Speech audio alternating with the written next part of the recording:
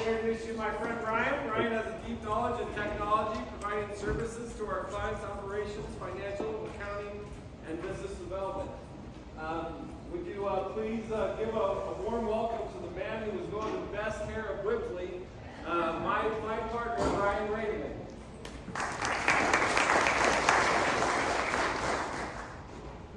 Good afternoon, everybody. Okay. Like Bill said, my name is Ryan Rademann. I live in Chicago, Illinois. Work out of the Chicago office. I'm a partner at the firm. I'm with the firm for a decade. The majority of that time have been focused on technology consulting, and construction technology specifically. And I get really excited about this stuff, and so I'm hoping that this is a decent kind of afternoon topic for us right after lunch and a little bit networking. There are three things I want to accomplish today. And the first is that I want to talk for a couple minutes about generative AI more broadly, not diving deep into construction initially because there's a little bit of a foundation. And we've got some polling questions, so we're going to hit those in just a second to give everybody a sense for who is in the room in terms of kind of your spectrum, because I'm sure we've got some people that use ChatGPT every day that have made investments in generative AI for their organizations. And I'm sure we've also got some folks that don't know what that at all entails. Then we're going to kind of look at this through two lenses. So if you kind of looked at the title of the talk, the way we were thinking about this was, how does technology, how does AI, how does generative AI impact our operations in the office? White collar work, things that we're already generally doing on a computer, things that over the last few years we probably spent time automating that used to be paper and pencil. We pick up the form in one person's place and put it in an inbox somewhere else, and then they key it into a system, right? So how are we tackling that with GenAI? And then for the back half, we're going to look more at the field. And so as you guys can imagine, that's a little bit more forward thinking, a little bit more out there, a little bit less realistic and feasible. And so expect today to kind of yo-yo back and forth between things that are not at all happening on your job sites, but also kind of bringing it back to things that you can definitely experiment with and things that you can push inside of your organizations to try and advance these topics, advance the efficiency, productivity, effectiveness, competitiveness of your individual organizations. So let's get started with some polling questions. Give everybody, it'll give me an idea of folks in the room. I definitely like to tailor this just a little bit to our audience. Anybody's having trouble with the QR code? Zooming in tends to work on the phone. Otherwise, menti.com, menti.com. And I hope that code is readable, 44673189. You might switch it over to the actual results here. So the code's still up top. If anybody didn't get there yet, you can still get there. We're going to get some live results screens in. So half of us in the room are contractors. And if you're not in construction, if you are technology, very insurance. So we get a lot of value out of one of the things that we talk about is fear. Okay, let's jump to the next polling question.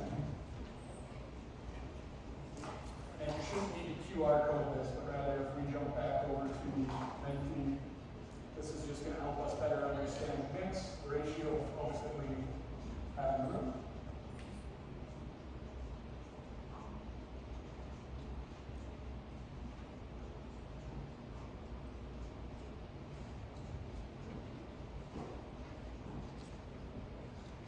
Just wanted to get everybody used to the polling tech, because then we'll be able to do it a little bit faster as we move in.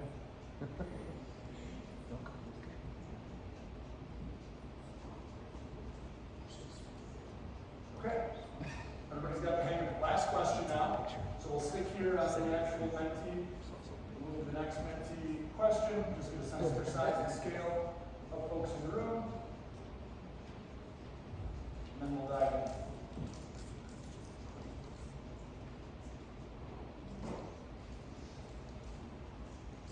we're skewing kind of big, so that means I'm going to get to hold everybody kind of accountable to moving the ball forward on this. If we have like everybody under 25 million, sometimes we need a little bit of a pass on the pace of adoption. So I'll start by saying organizations that are in that $200 million to $2 billion range, and that's kind of why I probably could have built in that a little bit, tend to be in the best position. If you're any bigger than that, it can get a little bit challenging because there's a certain amount of organizational inertia that can be, right? So there's a certain amount of this to grow. So let's dive back into the slides. And we're going to start with the idea around moonshots. So that crew on the left, that photo was taken on October 31st, 2000, year 2000, so just about 24 years ago.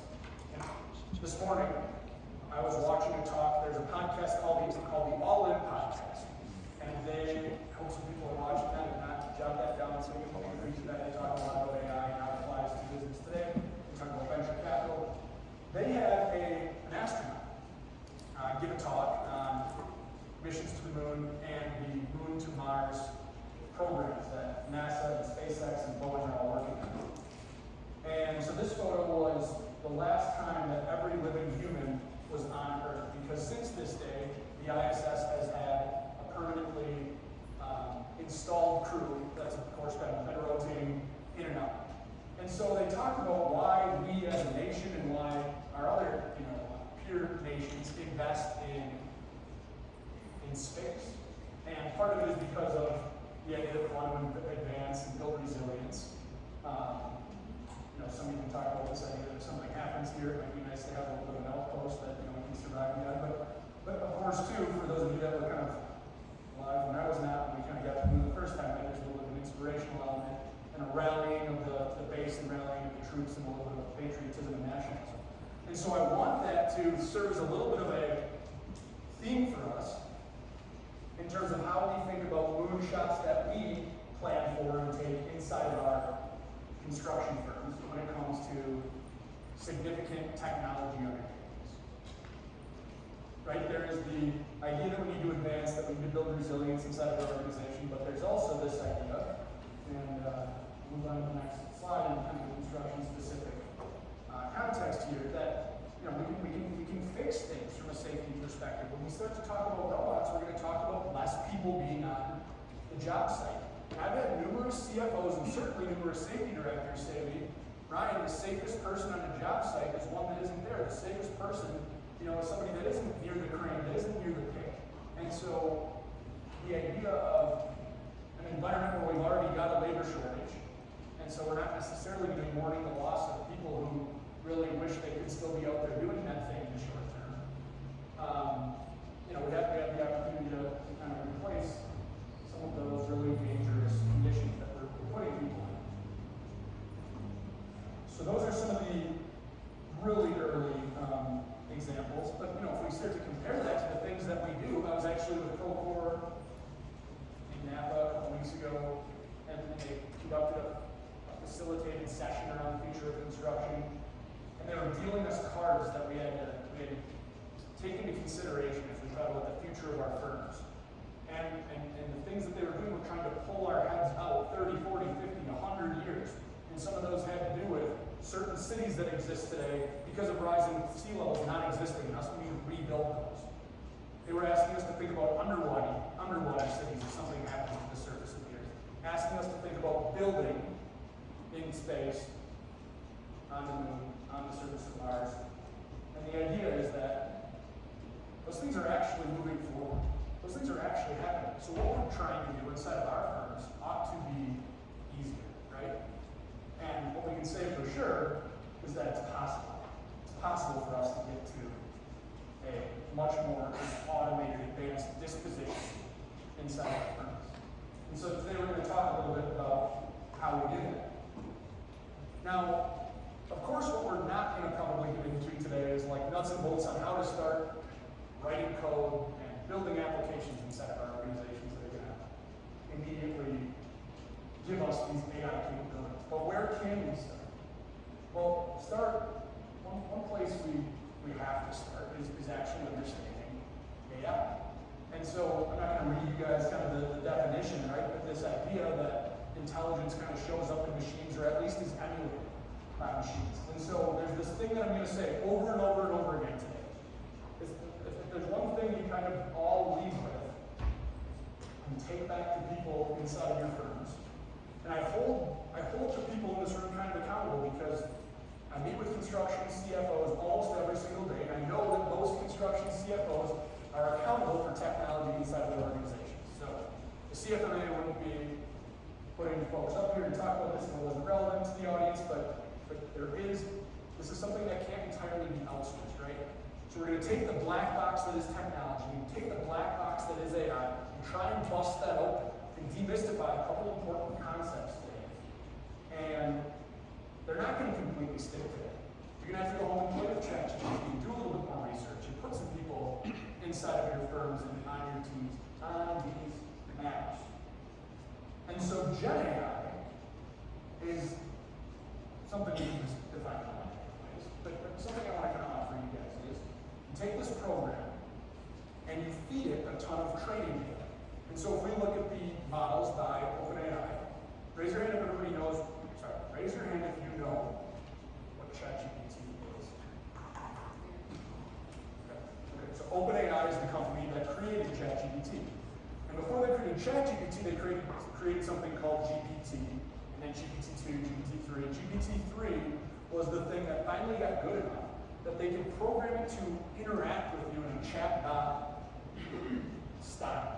Meaning you could say something to it, it would basically respond in a way that started to feel startlingly human. I mean, I think anybody that's heard of it, anybody that's played with it, probably has been startled by it.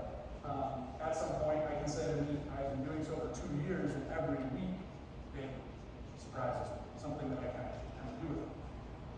So you train the models on these large data sets. In this case, it's basically the entirety of the internet that's open and available. And so something that's getting interesting is proprietary data sets, non-public data sets, and let's all think about, we're going to revisit this topic today, data that we all have non-public data sets that we might be able to train models on in the future.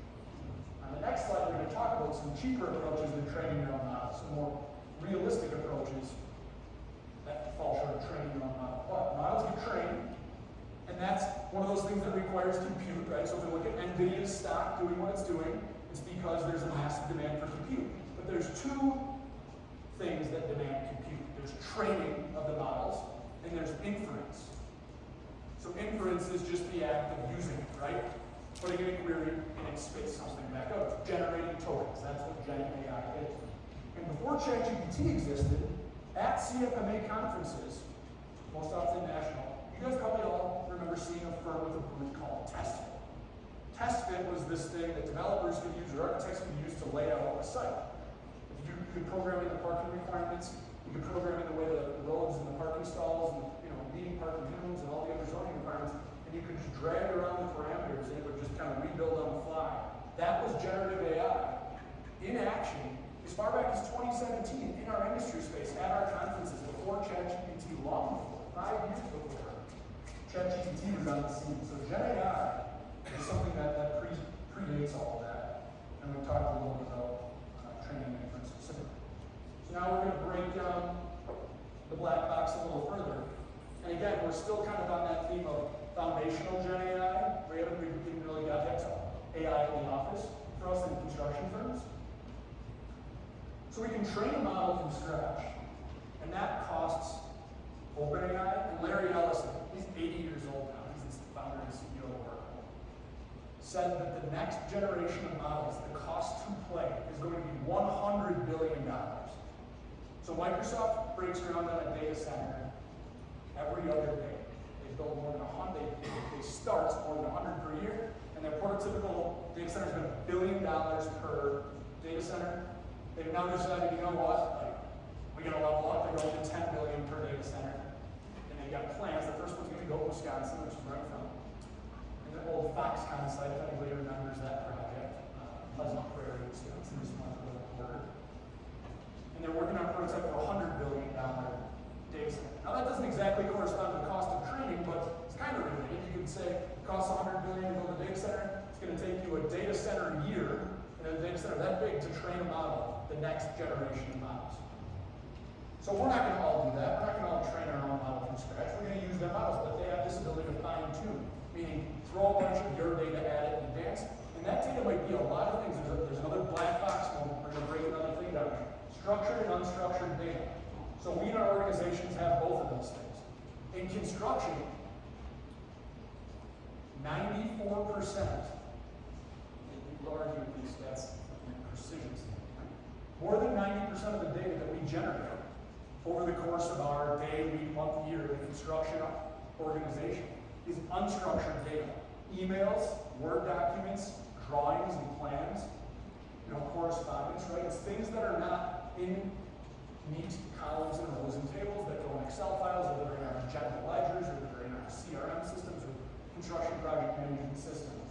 But it's those unstructured files. And we can probably all kind of envision it, right? Especially from a number of gigabytes perspective, because we just think about our F drive and what that server requires if we're still on premise versus the one that holds our financial system.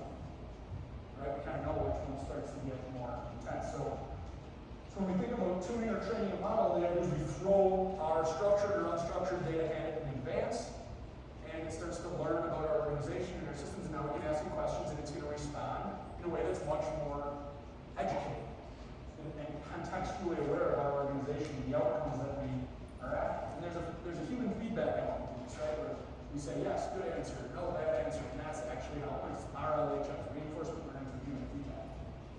But the topic that I want you guys to all remember right now and go do research on, and working for a consulting firm, I tell my team, RAG is the term we need to understand better than any other term when it comes to generative AI. That stands for Retrieval Augmented Generation.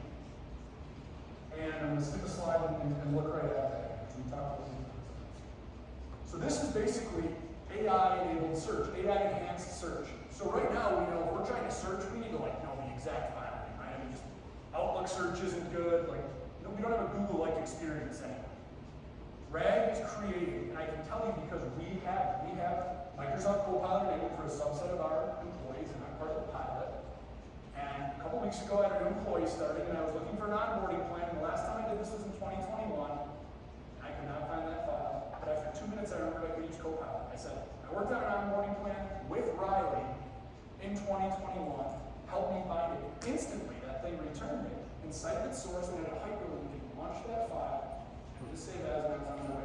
So we do little surveys inside of our organization, and we ask, okay, we're paying $30 per user per month for this Copilot license. We don't remind them of that because we're trying to get that last response. How many hours did this save you this month? That saved me a couple hours because I was going to have to recreate that document. And we all know a couple hours of our time is worth more than $30. So this is impacting my day-to-day in a big way. In a big way already. So I probably should have asked this question a little earlier. We're going to come back to that. But let's hop over to the polling thing here. Can we do the switch on the screen over to results? So we're going to move forward from this one on mark size to understanding of AI. I wish I would have asked this before. We just did a little primary. I'm expecting this all stuck with everybody in the first few minutes here.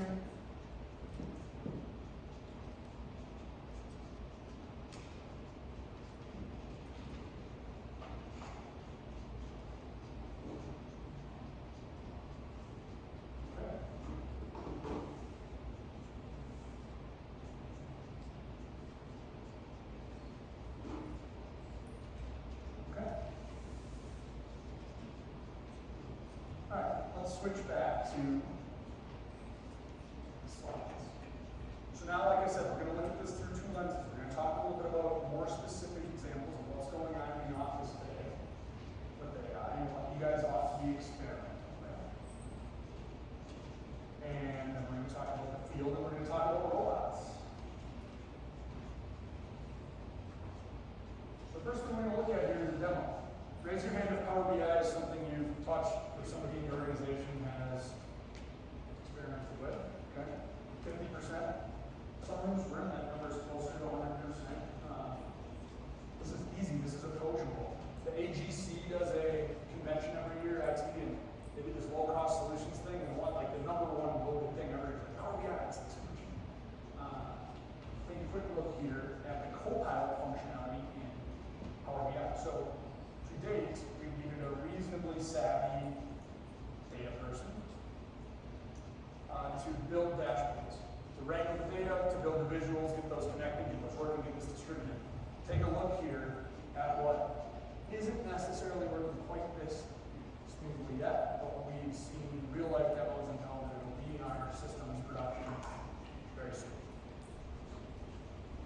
Simply describe the visuals and insights you're looking for, and next generation AI will create your report and help you find it. You can then dig into this data further by asking a question, and Copilot will find the best answer. Not only does Copilot help you visualize your data, but it taps into Power BI's advanced analysis capabilities to help you find key influencers and outliers and create forecasts. Copilot can summarize your data into easy to understand text narratives that help others quickly get informed and relevant insights. And without this, while creating calculations and modeling data, you can simply describe what you want, and the code is automatically generated. With Copilot in Power BI, turning data into income has never been easier.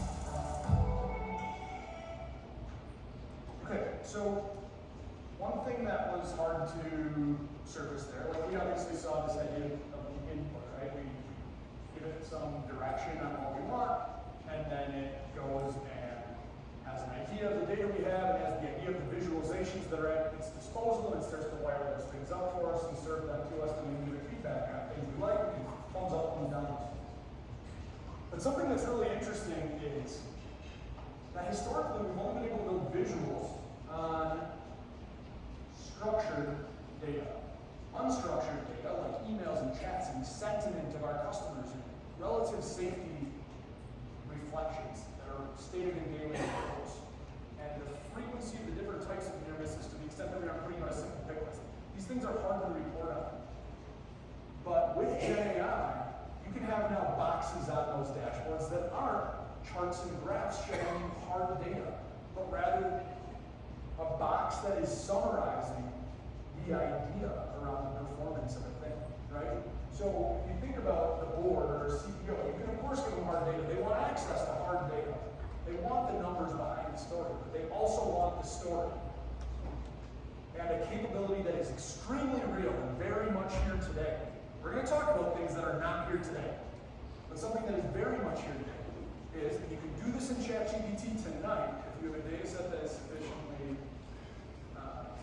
anonymized, right? You want to be careful, you don't just want to go upload whatever to ChatGPT because it could be used in the training of the model and just to point that forward scenario. Somebody says, how is Wipfli doing from a profitability perspective? If I uploaded a bunch of stuff that was kind of sensitive, it might respond in a way that's a little too informed, right? So you want to be careful what we're all feeding. Yes, but there are more private instances too, where you can more safely feed it sensitive data, and people are experimenting with that as well. But you can feed it financial systems. You can feed it a 10K or a 10Q, and you can say, tell me in 5 words or less how this organization is doing. Tell me in 25 words or less what the biggest threat to this organization is. And if you picture your Power BI dashboard, you can have a little box on there that's giving you some of those readouts, and they can be very specific and pointed questions, or they can be very general. What is the most interesting thing on this dashboard?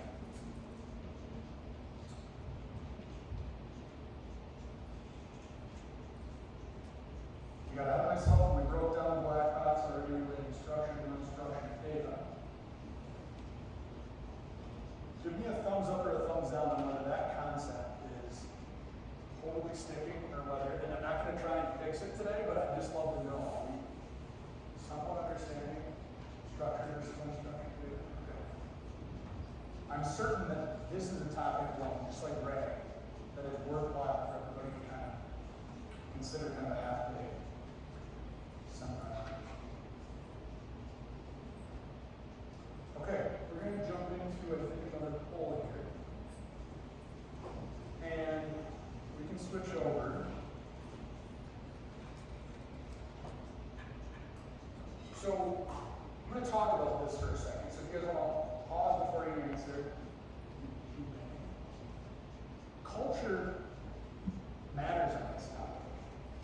You know, there's going to be be a tone from the top on a couple different things. There's going to be a tone from the top on whether we state outwardly that we believe our competitors, our best competitors, our most advanced, biggest, fastest, most aggressive investing competitors are going to benefit from this. And there's going to be a tone on whether our organization is going to invest in this and get a return from this, whether it's going to make our employees' lives a little bit less miserable. And so we want to be really thoughtful about that. We want to be careful that to the extent that we've got young people that are, might not have anything to do with age, right? We might in general see people skewing younger, coming and asking questions about these things. And so I want everybody to leave today being a little bit thoughtful about whether there's anything we can do to instill a culture of curiosity around two things. The term you'll hear repeated over and over again if you go to enough of these talks is you don't have an AI strategy if you don't have a data strategy. Right?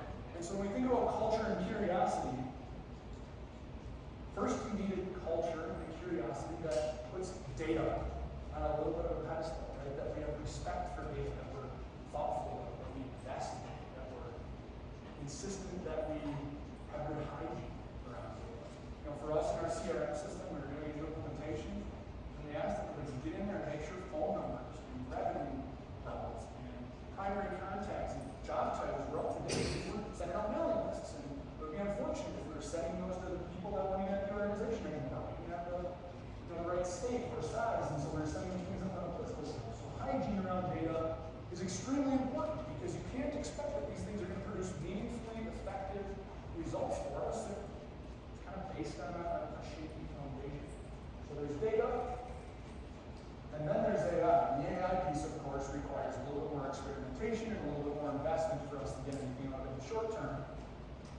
And what we need to really think about being tolerant of is those returns not being immediately apparent, right? It might not be the case that our first experiment, the first $1,000, the first $20,000 that we throw at this, produces some outcome where everybody who's showing to the group has to know how much better their day in the life is. But it's kind of about taking the lab around track. I think a little bit like safety along those lines. You need to, I'm sure some of you guys have a culture where in meetings that are purely office folks, where the risks are maybe active shooter, maybe fire, maybe tornado, we're having a safety talk before we have a meeting. We talk about ERP. Think about how we can apply those same concepts. We see some people in the upper right hand corner, and maybe those are non-construction firms in there, or maybe they're construction firms. Unless I'd love to talk one-on-one with folks who go into this sector. Okay, let's switch back.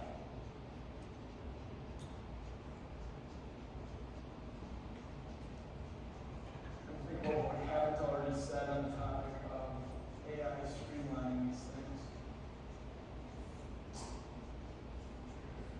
Communication tools, I'll give you one really relevant example. Again, just back to the simplicity of Microsoft Copilot here. We use Teams. I get a lot of Teams messages throughout the day, and sometimes I get things like this, and so I'm not reacting to them all in real time. And certainly we all get more emails than we're reading. And that's all in this data sphere. And so RAG is the term, right? It's not training on that data, it's just looking at that data. It's bundling it up, it's passing it as a query. When I say to it, I was out of the office for the majority of this week. What things were important that I probably didn't follow up on? It takes a couple seconds, churns, and then it says, your boss emailed you and was asking about this. This customer is using all caps, so that might be that they need your attention. So there's this guy I follow on LinkedIn named Jack Rosen. I wish I had him on there. He's the head of Microsoft's Copilot marketing. And so he shares every week a prompt. And he just shared that prompt with me, right? Hey Copilot, catch me up on what I missed this week. I threw it in and I was like, it was one of those moments, right? I said, every week this thing surprises me. And I aspire to be one of those people that's kind of spicy on LinkedIn with like a hot take once in a while, but I don't do it because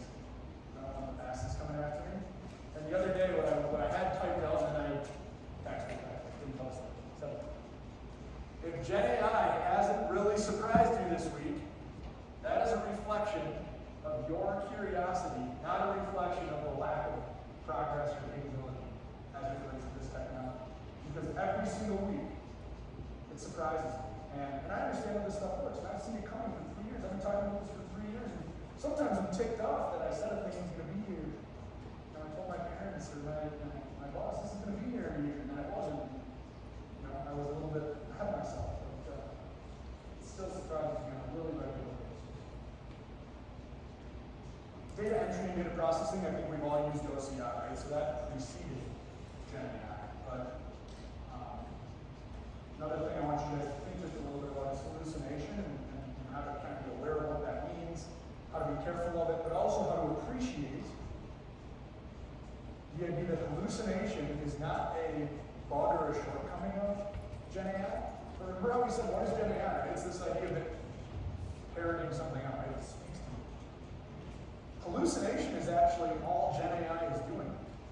The idea is just that we fed it enough context and anchored it, grounded it, the term we use at Microsoft, grounded it in enough real organizational data that what it's spitting out was based on enough context that it's approximating reality.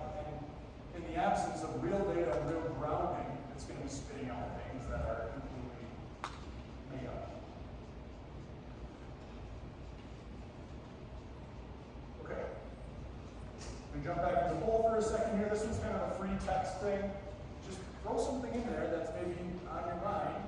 If we've already brought it up, that's fine, right? But I would love to see if anybody's got other ideas or has seen other things that we didn't talk about today that just might be useful. I see memos, so of course I proofread emails. I mean, sometimes I'm writing emails that just get a little bit rambling. I really often say to it, like, condense this to 10 words. But sometimes it doesn't have enough nuance. So, okay, what about 30 words?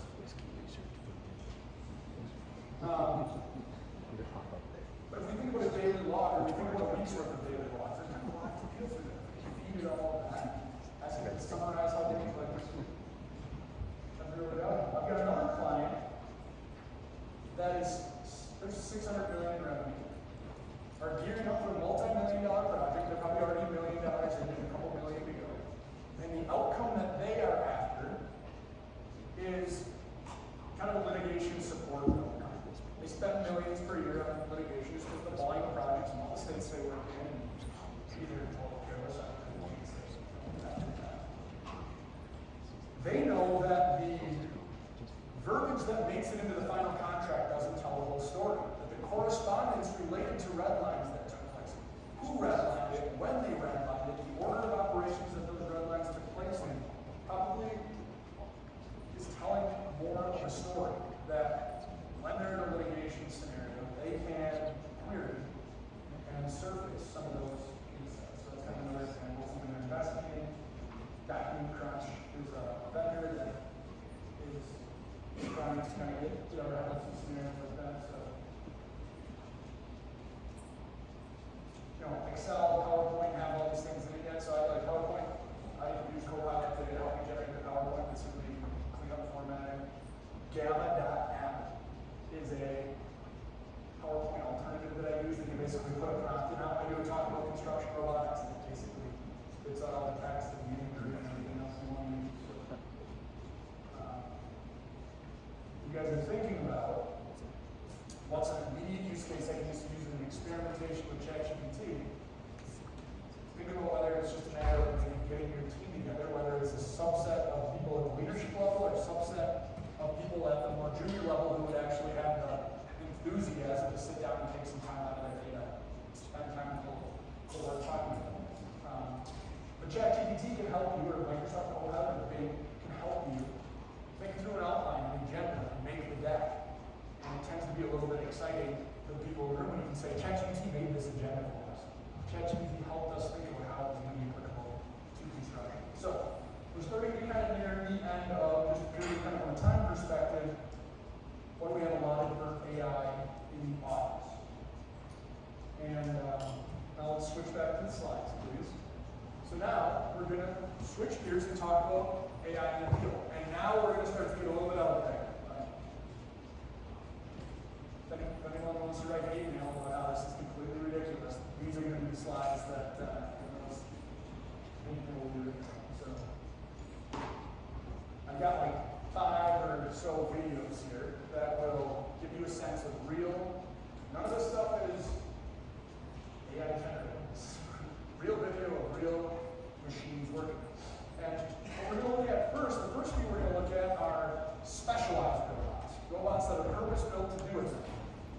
This is one I love to start with because nobody mourns the loss of a task of cleaning a bathroom. People are pointing out over when I show people this, some different things I didn't like. Like we cleaned the toilet first and the sink second with like the same, cleaning head. So you got a couple of little kinks to iron out maybe. You can look at that. But blowing the air, it's got kind of a vacuum capability. It's got an ability to spray disinfectant. That's what you're supposed to do when you go to bed. And of course, it's got the ability to change those attachments. It's got the ability to open the door, to flip up the toilet lid. And there's certain things it can't do, right? Like I don't think it's got the intricacy in this stage to empty the trash, to replace the toilet paper, to replace the soap. So there's some things that they still need to work on. This was over a year ago that this video was published. They just published one, and this is sped up 2 times. They published one like last week that's 1x speed. Trying to kind of show people, okay, here's where we're leaving now. And it's just a little less interesting, so 2 minutes long. But it's progressive. And what we can say with confidence is that 5 years ago, nothing like this existed. So there's 2 reasons that this stuff is all advancing. This is a little bit less interesting, but again, like you in the mountains here, we do enough of this. Like there's a little bit of this that builds character for our kids, and we kind of not mind that task existing, but someday there's just enough videos happening the 3rd day or else it's gonna be nice.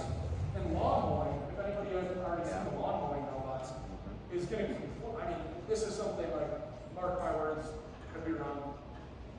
Lawn mowing is just going to totally change. These are silent, they're battery operated, they have tiny little decks. You might have 7 of them that have this little garage in your backyard and your front yard, and they can mow overnight, and they don't need to bag because they're mowing all day, every day, and just cutting a 1/4 inch, and it's to be determined whether we own these personally, because even things like car ownership are going to change as autonomy is introduced, right? Like, we might not own all these things. They might be more of a fleet community asset or a thing that a service contractor owns that are getting deployed that swarm the neighborhood. And that's one thing I want to kind of leave you guys with, and certain things, breaking the black box open when it comes to robots is scale is going to be interesting. These things might be really big compared to a person in the equipment we say, or they might be really small. So this idea of swarms of a bunch of these pieces of equipment doing the same thing that today we picture a big because a person's got a fit on it. That's the stuff that's going to change as well. This is something that dozens of people die every year doing. It's this is more in the ag space than in construction, but this thing's just kind of cool. They run around, they're innovative. This thing's on the side. A bunch of people die doing this every year. This is completely in use in production. It's inexpensive, it's super reliable, and it's saving lives. And so there are plenty of examples that we can kind of reject, think that are a little futuristic, and there's some that are just that we see here. Again, we're still kind of in the specialized robotics, and in a second we're going to transition to humanoid. This one, there's another one called HP Sight that does this exact same thing. There's a visual here in a second where you'll see the background and you'll see it kind of just transpose into real life. But the part that excites me so much about things like this is the idea that there's a certain amount of skill that's required for the prior analog version of this trade, that phase of the construction process. And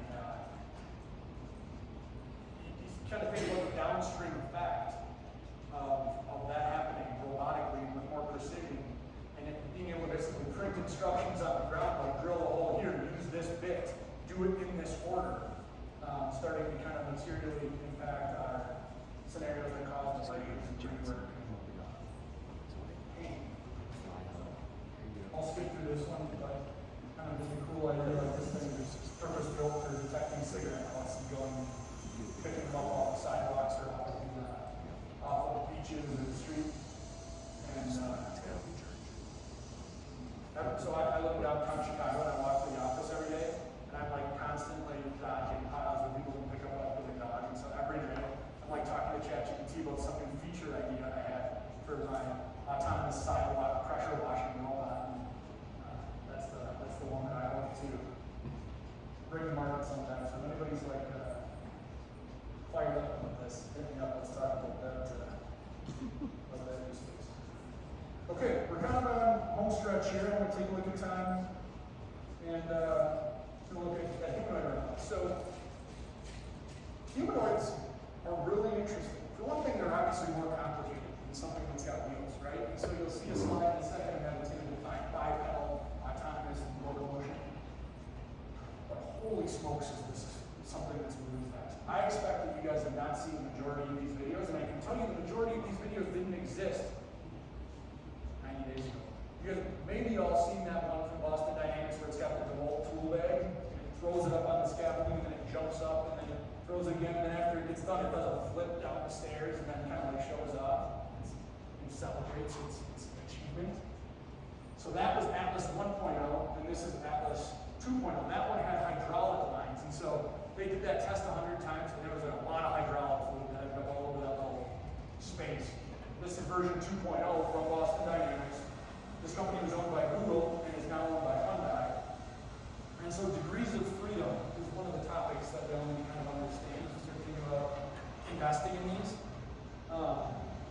This has got more degrees of freedom than a human does, right? It's legs and arms and working in ways that ours actually can't. And the humanoid factor matters. There's two schools of thought on it. Is this going to creep people out that they look like humans, or is it going to make them more comfortable that they look like humans? But when we think about interfacing with robots, this is changing because of GenAI, right? I want everybody to kind of appreciate that overlap, that correlation exists. These large language models are making these easier to program, easier to use, because you can now talk to them natural language and say, like, I need all the chairs in this room stacked up in that corner. And it's like, okay, got it. And if it doesn't have it, guess what it can do? Like, you can ask, that corner? Like, there's a thing in the way. What about the thing in the way? And if I'm not here, it can easily send me a text message with a picture. So, another reason that humanoids matter, beyond that idea of the creep factor, the kind of ability for us to get comfortable with them, is the world that we have designed is built for humans, right? Like for a humanoid-sized thing, so it can fit through doors, but it's small enough to fit in the environments we need to. It can get in a car, it can get through a door. It's not so heavy that it would cause damage to the surface when it's moving across. But also, it's not so small, or it's sufficiently large that it can manipulate the things that humans are able to manipulate. Like these tables and these chairs and this podium and all these things in this space. The speakers, like that speaker and that tripod are a certain size because it's something that one person can deal with, and one humanoid robot being able to deal with it is really relevant. So, just got a couple more beyond the one from Boston Dynamics. They've been out ahead, they've had this for years.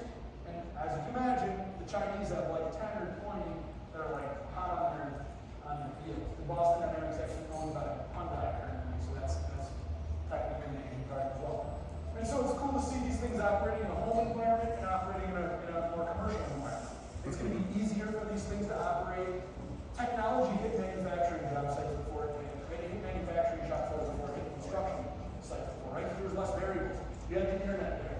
You didn't have to worry about rain, dust, the elements. The home is a different level of tricky because it's sitting around here all the time. So if it breaks your world's #1 bad mug that was like handcrafted by a kid in someone's going to be ticked off and it's going to create negative sentiment around these robots. So there's certain things we need to kind of be careful of. And so the last one is here with this is Optimus by Tesla. So what you can see here is the handling tag. It's got these sensors inside the fingertips that allow you to move it out and break down. And we'll skip to the last example here. We're short on time.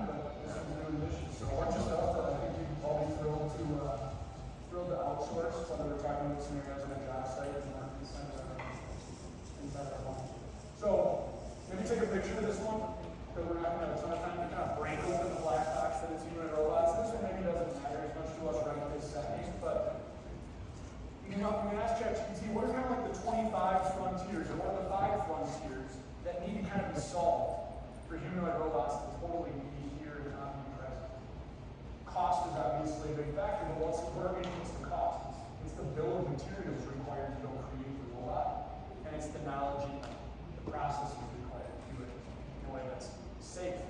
We can't have these things getting hacked. I mean, if they're big enough and strong enough, they can be harmful to us. So there's a big cybersecurity element to this.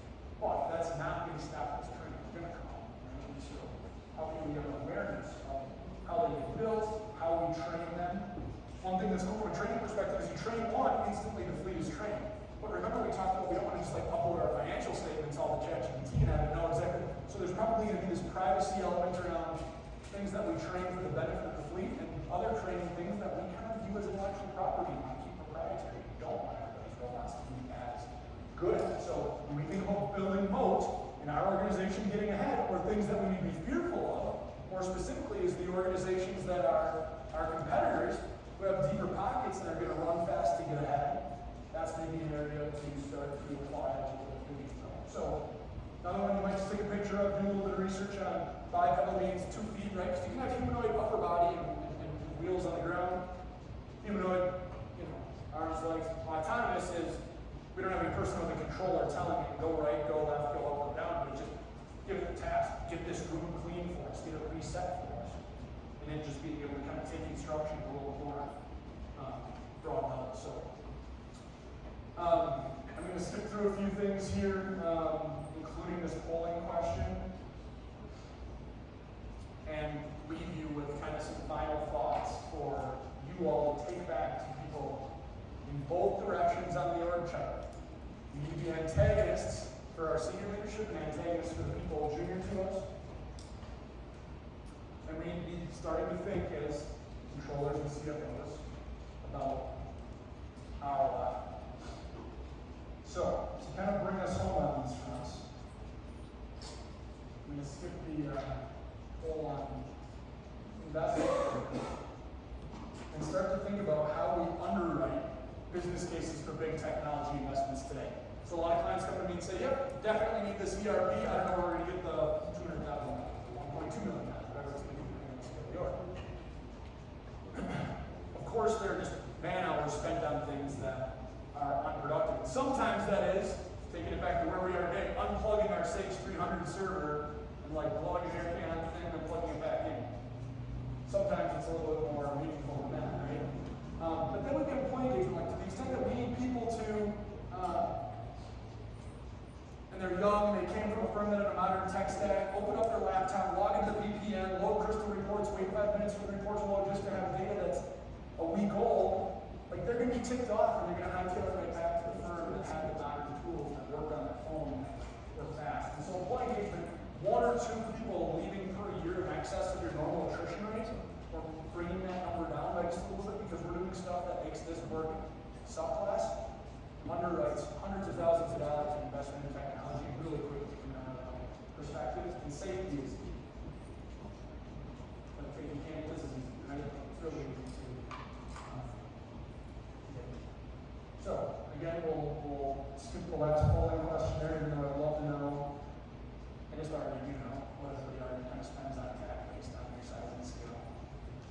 And so, when it comes to where we begin, the last thing that I want to kind of leave you guys with is some action items.